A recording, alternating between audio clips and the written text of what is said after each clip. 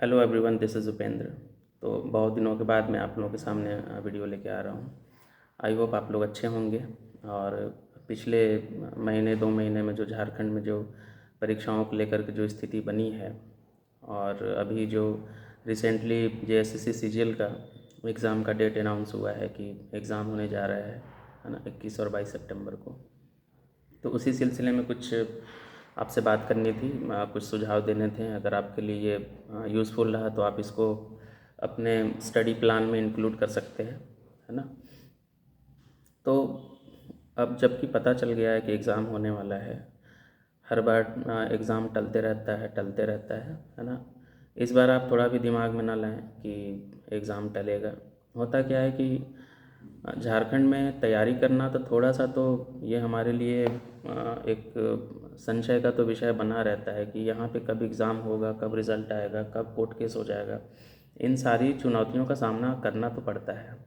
और अगर आप झारखंड में नौकरी करने की इच्छा रखते हैं, अंदर से वो आपके अंदर में वो डिटर्मिनेशन है कि नहीं मेरे को झारखंड में नौकरी करनी है, तो ये सब पार्ट ऑफ डिफ़िकल्टीज़ है ना। ये पार्ट ऑफ प्रोसेस है, क्योंकि इतना ज़्यादा एडमिनिस्ट्रेटिव वहाँ पे कन्फ्लिक्ट्स हैं, मतलब है ना, बहुत ज़्यादा आप कह सकते हैं कि परेशानियों से गुज़रना पड़ता है किसी भी एग्ज़ाम को कंक्लूड होने में, है ना।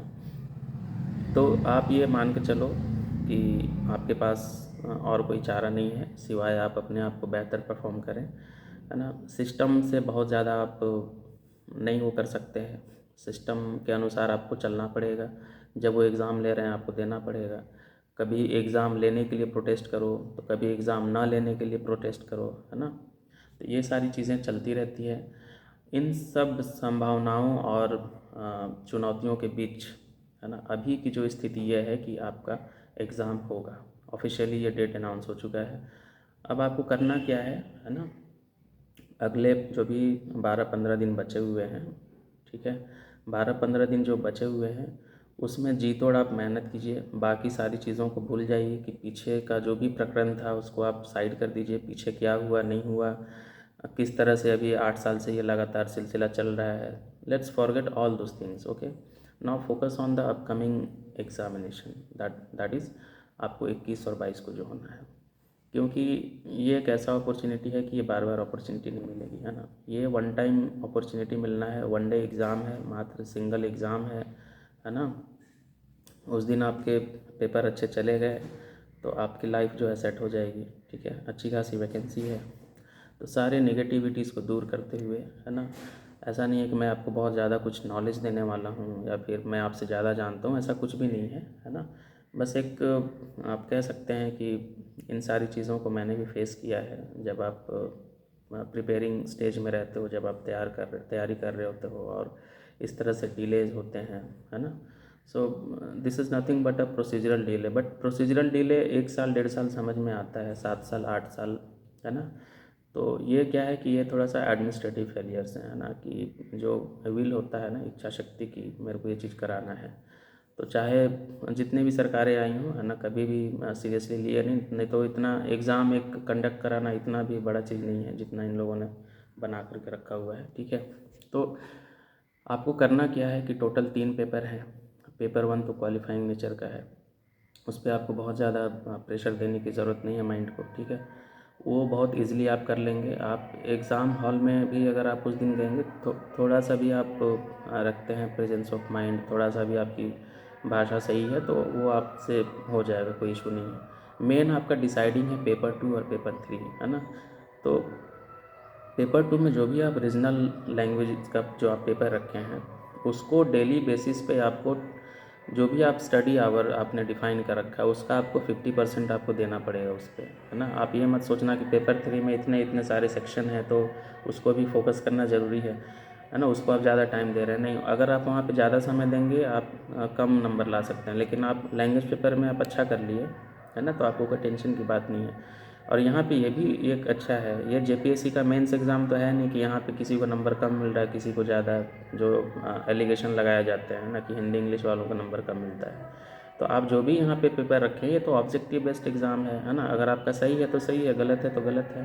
सो you will be awarded equal numbers for the equal questions. Okay, if you have made the questions right, है ना, you have answered the questions right, then you will be awarded equal marks. Okay, mains के case में ऐसा नहीं होता है ना। Allegation लगते हैं कि कुछ जो पेपर्स हैं उनको फेवर किए जाते हैं या नंबर ज़्यादा मिलते हैं। So that is not true in the case of this examination. So आपको क्या करना है कि लैंग्वेज पेपर को आपको अच्छे से पकड़ बनानी है, ठीक है। पेपर 3 में जो जीएस वाला जो सेक्शन है उसमें एकदम सिलेबस के अकॉर्डिंग पढ़िएगा कि अवार्ड्स है तो अवार्ड्स आप देख के जाइए, कल्चर से पूछा है तो उससे पढ़ के जाइए, करेंसी पूछा है तो उससे पढ़ के जाइए, राजधानी पूछ रहा है तो उससे पढ़ के जाइए, भारत एवं पड़ोसी देश के बारे में पूछ रहा है उसको पढ़ के जाइए। उसको आप ना जो जितने भी सिलेबस में जो टॉपिक्स दिए गए हैं आप सिर्फ लूसेंट को आप बेस बना लेंगे ना, है ना, तो लूसेंट से भी आपका काम चल जाएगा, है ना। उसको आप 2-3 बार रिवीजन कर लीजिए। बाकी रहा जो झारखंड का जो पार्ट है पेपर 3 में, झारखंड को आपको अच्छे से करके जाना है। कोई भी आप एक स्टैंडर्ड बुक, चाहे वो उड़ान हो या फिर मनीष रंजन हो या फिर प्रायोजन, जो भी आप पढ़ रखे हैं उसमें CNT SPD छोड़ के, है ना, हिस्ट्री जियोग्राफी पॉलिटी ये सब पढ़ के अच्छे से जाइए। कल्चर को थोड़ा सा अच्छे से देख लेना आप, है ना। मैथ्स रीजनिंग डेली प्रैक्टिस करो आप, डेली 20-30 क्वेश्चन आप प्रैक्टिस करो, है ना, उसका कोई उपाय नहीं है। मैथ्स में ये जनरली देखा जाता है कि प्रीवियस ईयर्स का क्वेश्चन जब आप देखेंगे तो एडवांस मैथमेटिक्स जो होता है वहाँ से ज़्यादा पूछ रहा है, मतलब आपको मेंसुरेशन, ट्रिगोनमेट्री, कोऑर्डिनेट ज्योमेट्री, है ना, तो ये सब को ज़्यादा फोकस किया जा रहा है, ठीक है ना। तो कोशिश कीजिए उन सारी चीज़ों को। आप कुछ नहीं कर पाएंगे ना तो क्या कीजिए, जो दरोगा का जो एग्ज़ाम हुआ था 2017 में उसके सारे सेट आप सॉल्व कर लीजिए। उससे आपको ना बहुत सारे कॉन्सेप्ट भी मिल जाएंगे और बहुत सारे आपके प्रैक्टिस भी हो जाएंगे। तो आप एक काम ये कर सकते हैं। और क्या कर सकते हैं, करेंट अफेयर्स के लिए ज़्यादा परेशान होंगे तो बाकी आपके जो स्टडी हैं वो आपके हम पर हो जाएंगे। तो करेंट अफेयर्स जो मेन जो घटनाएं हुई हैं पिछले 1-1.5 साल में या पिछले 1 साल का तो कम से कम करके जाना ही जाना है ना, उसको अच्छे से करके जाइए, ठीक है। और कंप्यूटर सेक्शन में प्रीवियस ईयर्स के क्वेश्चंस को ज़रूर देखिए और उसमें बहुत ज़्यादा डिटेल में मत जाइए, अंदर जा कर के बहुत चीज़ों को मत पढ़िए। जो बेसिक चीज़ें होती हैं, मान लो कि कंप्यूटर का आर्किटेक्चर है, फिर इनपुट आउटपुट डिवाइसेस के बारे में, फिर मेमोरी से क्वेश्चंस रहते हैं, फिर आईटी सिस्टम से रहेगा ना। आईटी जो होता है उसमें मतलब कुछ ऐसी चीज़ें जो कंप्यूटर के द्वारा किया जा रहा है उसमें इंफॉर्मेशन, मतलब इंटरनेट का यूज़ होकर के कैसे, तो उससे रिलेटेड जो कुछ सॉफ्टवेयर हार्डवेयर के बारे में आपको पढ़ना पड़ेगा। जब आप आईटी के बारे में पढ़ते हैं, सॉफ्टवेयर हार्डवेयर, आईटी फंक्शन कैसे करती है, आईटी के क्या क्या आर्किटेक्चर होते हैं, क्या क्या कंपोनेंट्स होते हैं, अभी के समय में आईटी के फील्ड में क्या क्या चुनौतियां हैं, है ना, जैसे कुछ पूछ लिया जाता है ना। तो वो सारी चीज़ों को देख लीजिए थोड़ा सा, है ना।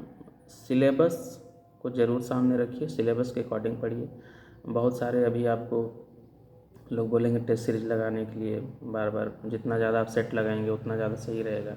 But your mind has limited capacity to retain anything. Okay, आप क्या करोगे कि जितना ज़्यादा से ज़्यादा आप रिवाइज करोगे आपके पास इंफॉर्मेशन आएंगे वो ज़्यादा सही रहेगा, rather than going through multiple test and all those steps. Okay, तो आपको क्या करना है कि बार बार रिवीजन कीजिए, है ना, चीज़ों को रिवाइज कीजिए, है ना।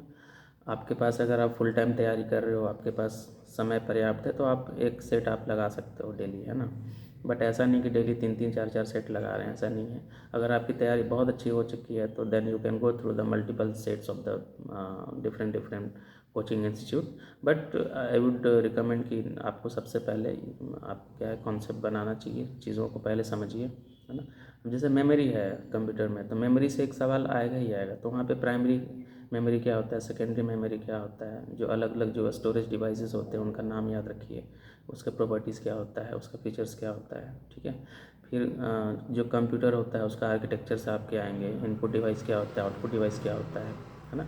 फिर सॉफ्टवेयर हार्डवेयर से प्रश्न आएंगे, फिर आपको बूटिंग वगैरह से सवाल बनेंगे, फिर आपको वायरस से सवाल आएगा, फिर आपको networking, one of the most important topic from the computer section is networking. Networking के बारे में समझिए कि नेटवर्किंग होता क्या है। फिर नेटवर्किंग जब आप समझ जाएंगे तो इंटरनेट से रिलेटेड सवाल पूछा जा सकता है। तो जब आप इसको करेंगे, है ना, और इसमें कंप्यूटर का कोई भी आप एक सोर्स मटेरियल रखे होंगे उसको अच्छे से पढ़िए, है ना। फिर आपको सिलेबस में एम एस एक्सेल और एम एस वर्ड के बारे में पढ़ना है, तो एम एस एक्सेल थोड़ा अच्छे से पढ़िएगा, है ना। और मैं भी उस बुक का नाम भूल रहा हूँ, है ना, क्या नाम है, यूपी से वो बुक निकलती है कंप्यूटर का, है ना, नाम याद आता है बात करते करते तो मैं बता दूंगा। उससे ना प्रीवियस ईयर्स के बहुत सारे क्वेश्चंस दिए गए हैं, है ना। और अभी मेरे को याद नहीं आया तो मैं देख करके कमेंट में मैं वो उस बुक का नाम मैं पिन कर दूंगा, है ना, तो आप वो देख लेना।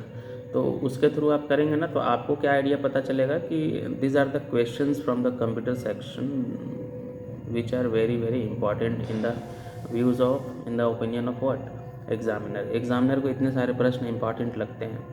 तो once you will solve those question then you will have lots of confidence in your mind कि नहीं आपने उस सारे क्वेश्चंस को सॉल्व किया है जो एग्जामिनर के पॉइंट ऑफ व्यू से ये इंपॉर्टेंट है, चाहे वो एम एस एक्सेल हो, एम एस वर्ड हो, नेटवर्किंग हो, इंटरनेट हो, जो भी हो। तो कंप्यूटर सेक्शन के लिए मुझे लगा कि मेरे को थोड़ा सा इन डिटेल जाना चाहिए। बाकी जीएस में जो सिलेबस है उसके अकॉर्डिंग आप साइड में साथ में आप लूसेंट रखो, उसको पढ़ो, प्रैक्टिस करो। जो भी आपका रीजनल पेपर है उस पर आप अच्छे से काम कीजिए। और सबसे बड़ी बात है एकदम फोकस्ड रहिए अगले 10 से 15 दिन, है ना। एग्ज़ाम अगर हो जाता है जो कि होता हुआ दिख रहा है ना, जिस तरह से सरकार प्रेशर में है ना कि ये एग्ज़ाम लेना ही लेना है, तो थोड़ा सा आप अपना जो है इंटेंट जो है थोड़ा सा और उसको स्ट्रांग बनाइए और एग्ज़ाम में अच्छे से परफॉर्म कीजिए। मेरे को समय मिलता है तो जिस तरह से 11 जेपीएससी में मैं प्रीलिम्स के समय आया करता था लाइव, अगर मेरे को समय मिलता है तो मैं लाइव आकर के ज़रूर डेली कुछ बातें बताया करूँगा, ठीक है। उसका टाइम मैं बता दूँगा, 10 बजे से ही हो पाएगा, रात में 10 बजे 10:30 ऐसा कुछ हो पाएगा। तो जो लोग जुड़ना चाहेंगे जुड़ सकते हैं, है ना। जीएस, कोटा, कंप्यूटर, ये सब में मैं गाइड कर दूँगा आपको, ठीक है। तो यही कुछ बातें बतानी थी आपको, है ना। फिर मिलते हैं हम लोग नेक्स्ट वीडियो में।